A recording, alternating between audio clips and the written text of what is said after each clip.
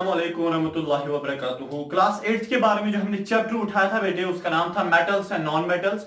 सबसे पहले वहां पे हमने देखा था जनरली मेटल्स क्या होते हैं और नॉन मेटल्स क्या होते हैं, उनका जनरल इंट्रोडक्शन। और दूसरे टॉपिक में हमने फिजिकल प्रॉपर्टीज ऑफ मेटल्स देखी थी कि मेटल्स की जो फिजिक होता है वो क्या होता है। और नेक्स्ट हमने देखा था कि मेटल्स की जो नॉन मेटल्स की फिजिकल प्रॉपर्टी क्या होती है। उसके बाद नेक्स्ट वाले एंड लास्ट वाले टॉपिक पे हम आए थे मेटल्स जो है उनकी केमिकल प्रॉपर्टी क्या होती है। तो वहां पे हमने तीन केमिकल प्रॉपर्टीज के बारे में बात की थी। मेरा मतलब है उस वक्त हमने देखा था मेटल्स की केमिकल प्रॉपर्टीज क्या होती है। जैसे मेटल्स जब मिलते हैं, केमिकल प्रॉपर्टीज में हमने ये रिएक्शन देखी थी कि मेटल्स जब मिलते हैं ऑक्सीजन के साथ वहां पे क्या बनता है। और दूसरी केमिकल रिएक्शन हमने ये देखी थी कि मेटल्स जब वाटर के साथ मिलते हैं तो क्या बनाते हैं। और तीसरे पे हमने ये देखा था कि मेटल्स जब एसिड के साथ मिलते हैं तो वहां पे क्या बनता है। बेटे आज हम देखेंगे कि मेटल्स जब साल्ट के साथ जब जब मेटल्स बेस के साथ मिलते हैं, बेस के साथ जब मिलते हैं तो वहां पे क्या बनता है। ठीक है बेटे, तो याद रहिए जब भी मेटल्स बेस के साथ मिलते हैं उसी रिएक्शन को हम डिस्प्लेसमेंट रिएक्शन भी बोलते हैं। या मैं ऐसे बता सकता हूं नेक्स्ट की जो केमिकल प्रॉपर्टी है मेटल्स की वो यह है रिएक्शन, यानी कि चौथी केमिकल प्रॉपर्टीज ऑफ मेटल्स वो यह है reaction of metals with base. ठीक है ना, मैं समझाऊंगा बेस क्या होता है। इसी रिएक्शन को हम बोलते हैं डिस्प्लेसमेंट रिएक्शन। डिस्प्लेसमेंट रिएक्शन देखिए बेटे क्या होता है। सबसे पहले मेटल तो हमें पता है, इनकी फिजिकल प्रॉपर्टी हमें पता है, मेटल हम किनको बोलेंगे और नॉन मेटल किन्हें हम बोलेंगे। देखिए बेस क्या होता है। बेस एक ऐसा सब्सटेंस होता है जो बना होता है मेटल और OH का। मींस क्या, अगर ये हमारे पास मेटल है कोई, इस मेटल के साथ अगर OH भी पाया जाता है, मींस कि OH को हम बोलते हैं हाइड्रोक्सल ग्रुप। OH को हम क्या बोलते हैं, हाइड्रोक्सल ग्रुप। तो बेटे जब भी मेटल के साथ मिक्स में जब OH होता है तो इस पूरे को हम बोलते हैं बेस। क्या बोलते हैं, बेस। तो जैसे एक बेस हम लेंगे सोडियम हाइड्रोक्साइड NaOH। देखिए Na एक मेटल है जिसे हम सोडियम मेटल बोलेंगे एंड OH हाइड्रोक्साइड ग्रुप होता है, तो मेटल के साथ OH है। या KOH है पोटेशियम हाइड्रोक्साइड, के पोटेशियम होता है, पोटेशियम एक मेटल है, इसके साथ OH है, OH मींस हाइड्रोक्सल ग्रुप। यानी कि MgOH2।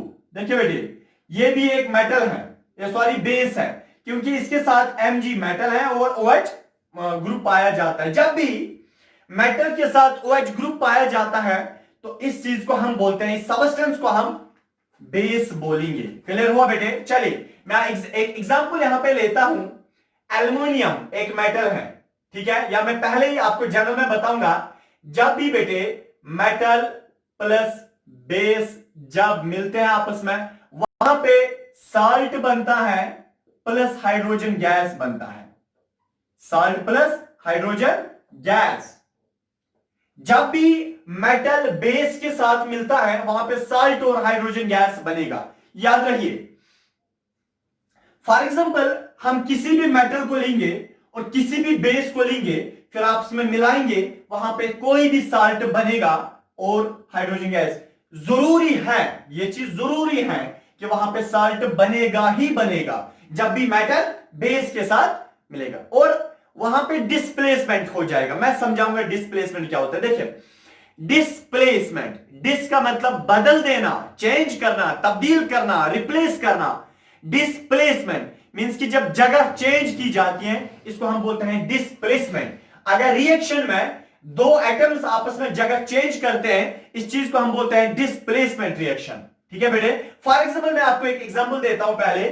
फॉर एग्जांपल बेटे A प्लस BC, ठीक है ना, गिव्स, देखिए यह है बेटे हमारे पास A,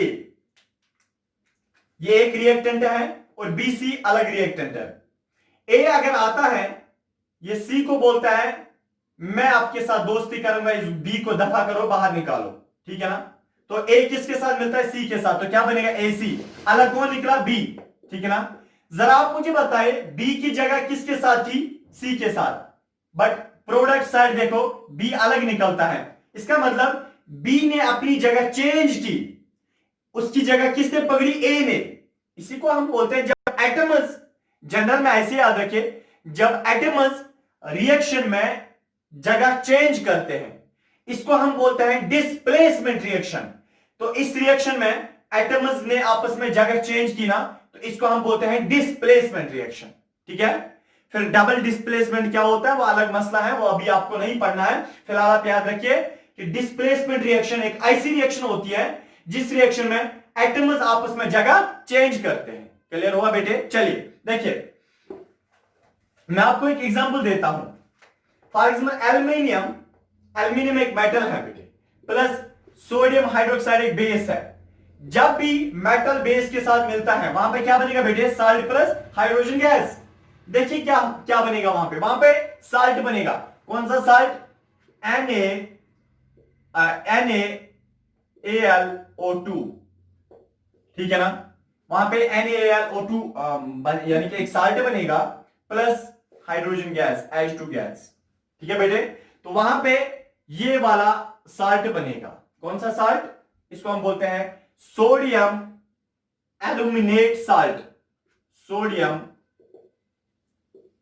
एल्यूमिनेट साल्ट। बैलेंस करके दीजिए, ये बैलेंस कीजिए ये रिएक्शन। ठीक है, कैसे बैलेंस हम करेंगे? देखिए कैसे बैलेंस करेंगे। मेरा मतलब है, जब ये एल्यूमिनियम, ये एक मेटल है, इसको हम बेस के साथ मिलाएंगे, ये बेस है, वहां पे साल्ट बनेगा प्लस हाइड्रोजन गैस। साल्ट कौन सा मिलेगा?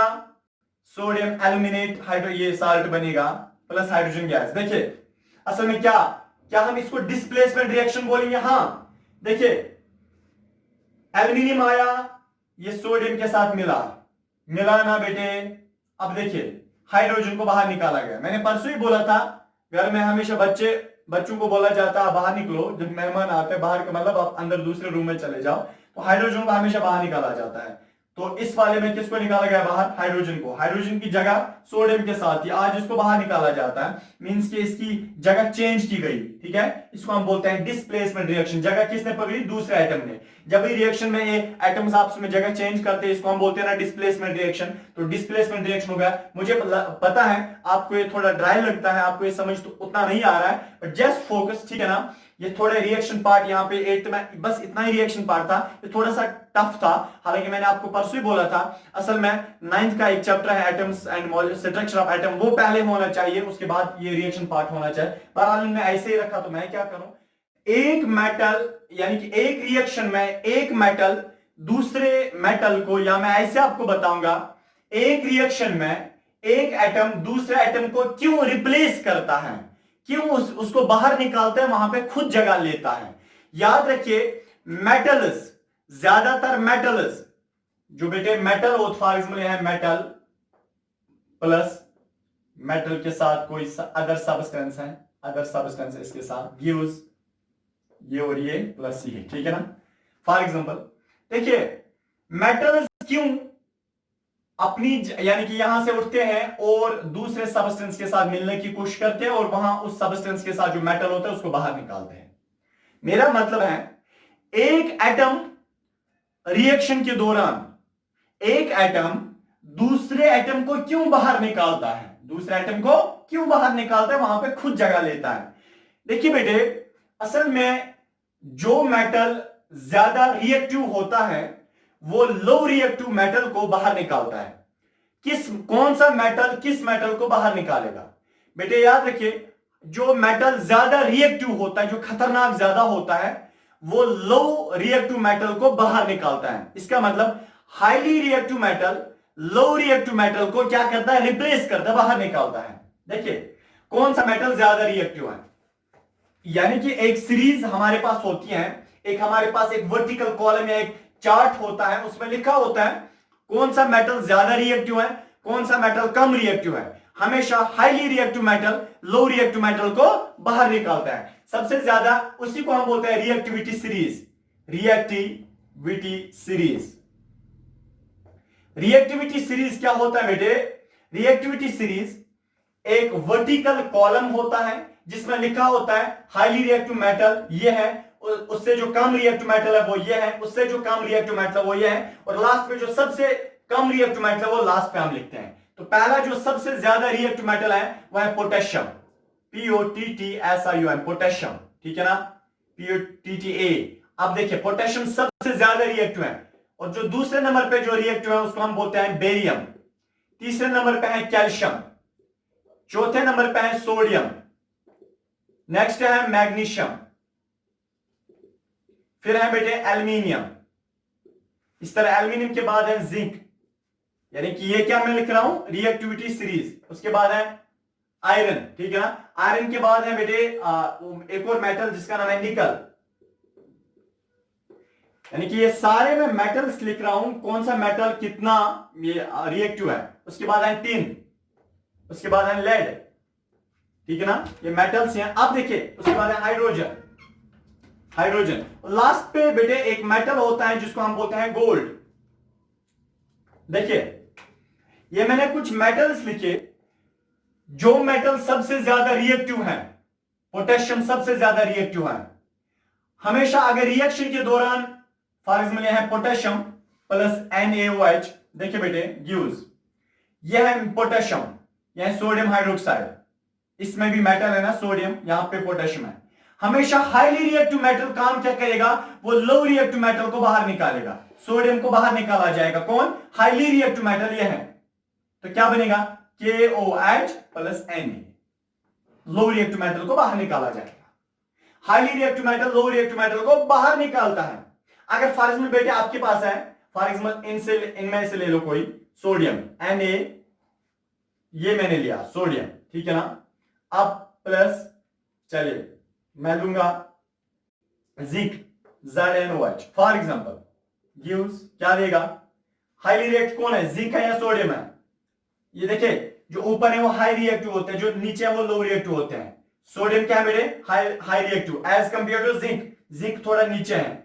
तो highly reactive metal low reactive metal को क्या करेगा, बाहर निकालेगा, सोडियम जिंक को बाहर निकालेगा। Low reactive metal highly reactive metal को कभी बाहर नहीं निकालता है। क्लियर हुआ बेटे? चले जरा मैं आपको एक एग्जांपल देता हूं, इसमें इधर देखिए मेरे पास है Zn प्लस CuSO4 गिव्स, देखिए यह है बेटे हाईली रिएक्टिव मेटल जिंक, और कॉपर सल्फेट CuSO4, इसमें कॉपर एक मेटल है। हाईली रिएक्टिव मेटल आएगा वो कॉपर लो रिएक्टिव है एज कंपेयर टू जिंक, और जिंक कॉपर को क्या करेगा, बाहर निकालेगा। तो कॉपर जो है बेटे वो क्या निकलेगा, बाहर निकलेगा अलग। तो जिंक किसके साथ मिलेगा, SO4 के साथ, बनेगा ZnSO4। बाहर किसको निकाला गया, Cu को। क्लियर हुआ, समझा? जरा अब आगे मैं ऐसे लिखूं बेटे ZnSO4, सॉरी मैं ऐसे लिखूंगा Cu प्लस ZnSO4 गिव्स, इनमें से कौन हाईली रिएक्टिव है। देखिए ये भी मेटल है, ये भी मेटल है, कौन सा हाईली रिएक्टिव है, Zn। तो क्या रिएक्शन पॉसिबल है, नहीं है, रिएक्शन हो जाएगी फॉरवर्ड नहीं हो जाएगी। क्यों? क्योंकि ये लो रिएक्टिव है, ये यहां पे आने के बाद Zn को बाहर नहीं निकाल सकता है, कॉपर Zn को बाहर नहीं निकाल सकता है, क्योंकि Zn हाईली रिएक्टिव है। लो रिएक्टिव कभी हाईली रिएक्टिव को बाहर नहीं निकाल सकता है। चलिए बेटे